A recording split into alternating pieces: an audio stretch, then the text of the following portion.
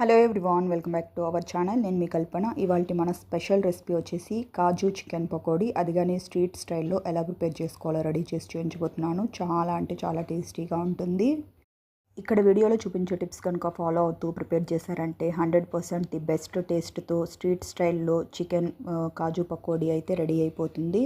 ఇక లేట్ చేయకుండా దీని ప్రిపరేషన్ ఏంటో చూసేద్దాం. ఈ కాజు చికెన్ పకోడీని ప్రిపేర్ చేసుకోవడానికి మనం ముందుగానే చికెన్ని మ్యారినేట్ చేసుకోవాలి. నేను ఇక్కడ వచ్చేసి ఒక 200 గ్రామ్స్ వరకు చికెన్ని తీసుకున్నాను. ఈ విధంగా ముక్కల కింద కొట్టిచ్చేసి తెచ్చుకున్నాను అనమాట. ఇప్పుడు ఇందులోకి ఒక 2 స్పూన్ల వరకు కార్న్ఫ్లోర్. మీరు కార్న్ఫ్లోర్ ఇష్టపడరు అనుకుంటే ఈ ప్లేస్లో శనగపిండినైనా వాడుకోవచ్చు. అలాగే రుచికి సరిపడా సాల్ట్, ఒక పావు స్పూన్ వరకు పసుపు, అలాగే 1 స్పూన్ వరకు కారం, 1 స్పూన్ వరకు ధనియాల పొడి, ఒక పావు స్పూన్ వరకు జీలకర్ర పొడి, అలాగే 1 స్పూన్ వరకు గరం మసాలాను తీసుకుంటున్నాను. మీరు ఇంకా కావాలంటే చికెన్ మసాలాని కానీ వాడుకోవచ్చు. అలాగే ఒక హాఫ్ నిమ్మ చెక్కను తీసుకొని రసాన్ని ఇందులో పిండేసేసి వేసుకోండి. ఇందులోకి చిక్కటి పెరుగుని 1 స్పూన్ వరకు తీసుకుంటున్నాను. మీ దగ్గర పల్స్గా ఉండే పెరుగు అయితే దాంట్లో నుంచి వాటర్ అంతా వంపేసిన తర్వాత మాత్రమే వేసుకోండి. దీంట్లో ఇంగ్రీడియంట్స్ అన్నీ కానీ డ్రైగా ఉంటేనే మనం చికెన్ పకోడీని చేసుకున్నప్పుడు ఈ మసాలాస్ అన్నీ కానీ పకోడీకి చక్కగా పట్టుకొని ఉంటాయి. ఒకవేళ లూజ్గా ఉన్నట్లయితే మనకు ఆయిల్లో వేసుకున్న తర్వాత విడివిడిగా అయిపోయే ఛాన్స్ ఉంటుందన్నమాట. అంటే masala separate, chicken pieces separate. ఈ టిప్ అయితే గుర్తుంచుకోండి. ఈ విధంగా ఒక 5 నిమిషాల పాటు చికెన్కి మసాలాస్ అన్నీ బాగా పట్టేలాగా చక్కగా మసాజ్ చేసేసి దీనిపైన లిడ్డును పెట్టేసుకొని ఒక half an hour to 1 hour పాటు రెస్ట్ ఇవ్వండి. మీకు టైం లేదు అనుకునే వాళ్ళు అట్లీస్ట్ ఒక 15 మినిట్స్ పాటు అన్న రెస్ట్ ఇచ్చారంటే చికెన్ ముక్కలకి అంతా కానీ ఈ మసాలా చక్కగా పట్టేస్తుంది.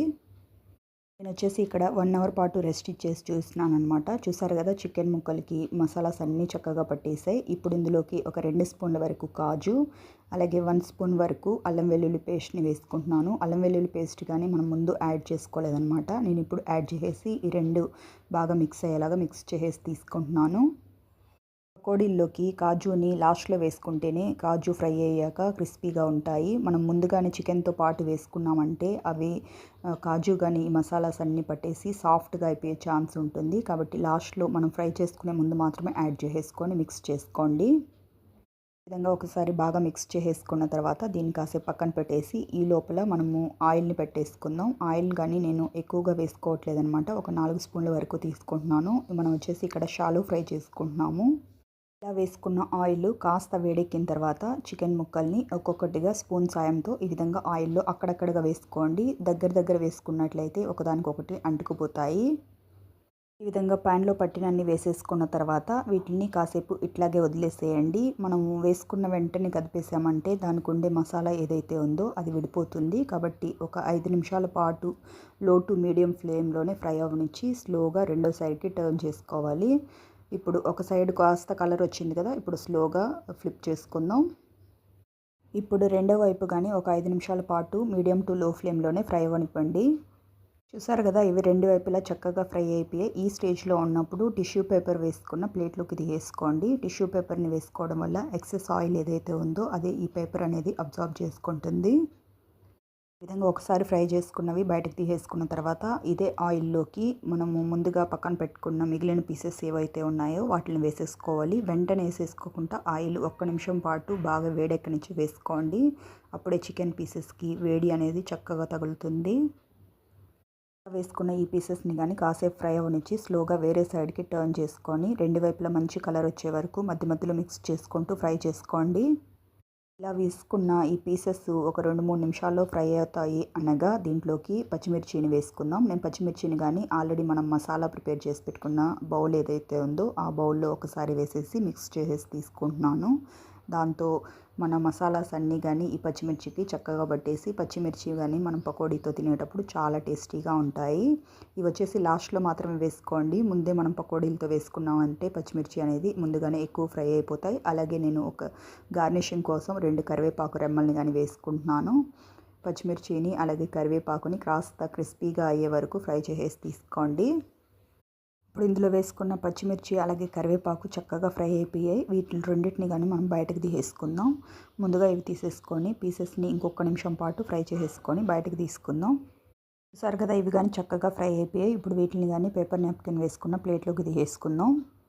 చూసారు కదా మన చికెన్ పకోడీ అచ్చం స్ట్రీట్ స్టైల్లో ఎంత కలర్ఫుల్గా వచ్చిందో, చూడ్డానికి ఎంత బాగుందో కదా, తింటే ఇంకా అద్దరిపోతుందనే చెప్పాలి. అచ్చంగా స్ట్రీట్ స్టైల్లో చాలా పర్ఫెక్ట్గా వచ్చింది.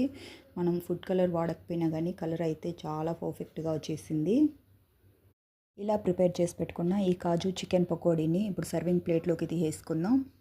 ఈ చికెన్ పకోడీ టేస్ట్ అయితే చాలా అంటే చాలా బాగా వచ్చింది. పైన క్రిస్పీగా లోపల సాఫ్ట్గా చాలా బాగా వచ్చింది. మీ పిల్లలు ఈవినింగ్ టైంలో స్కూల్ నుంచి వస్తారు కదా, అలాంటి టైంలో చేసి పెట్టండి. లేదంటే ఎవరైనా ఇంటికి గెస్ట్లు వచ్చినప్పుడు స్టార్టర్ కింద ఈ పకోడీని చేసి పెట్టి చూడండి, వాళ్ళు ఖచ్చితంగా ఇంప్రెస్ అవుతారు. మీ దగ్గర రెసిపీ కనుక్కొని మరి వాళ్ళు ఖచ్చితంగా ప్రిపేర్ చేసుకుంటారు. చాలా అంటే చాలా టేస్టీగా ఉంటుంది. ఈ పకోడీని పిల్లలకి ఇచ్చేటప్పుడైతే కాస్త టొమాటో సాస్తో సర్వ్ చేసి చూడండి, వాళ్ళు చాలా ఇష్టంగా తింటారు. అంతేకాకుండా పెద్దవాళ్ళకి ఇచ్చేటప్పుడైతే ఈ విధంగా ఫ్రై చేసి పెట్టుకున్న పచ్చిమిర్చి, అలాగే ఉల్లిపాయలు, నిమ్మకాయ పెట్టేసి ఇచ్చి చూడండి, వాళ్ళు చాలా ఇష్టంగా తింటారు.